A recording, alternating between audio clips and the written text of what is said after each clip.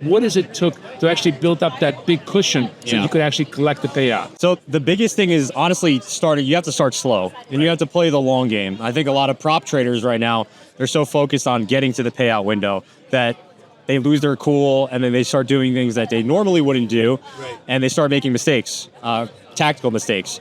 So I think the biggest key is to build a decent enough buffer where you know if you make a couple mistakes that you're not going to just completely blow up and go on tilt. So it was a slow process of building up the buffers to the point where I could trade bigger size.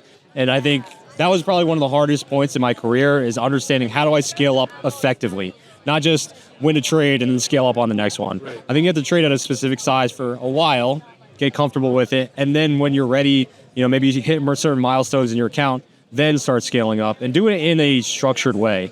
Now, you never thought of like, oh, I hit the payout window, I'm just going to take the $500 out. You never thought in those times? You said, I'm going to build the actual capital so I can really take a big payout? Yeah, so by the time I hit the first payout, I already had a massive buffer. But even if I didn't, I would have still tried to trade it as slowly as possible and not just taking a payout when I was able to.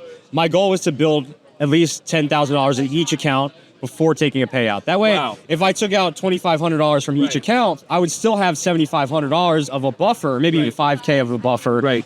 And it's just delayed gratification. Just put, the couple $1,000s wouldn't change my life. What would change my life is $1 million payout.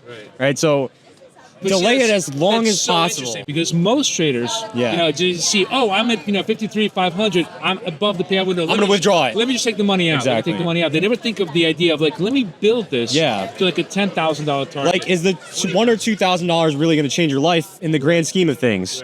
If not, delay it a little bit longer. If you delay it another month or 2 months, then now all of a sudden you have a really big buffer, and now you can start scaling up and trading bigger size.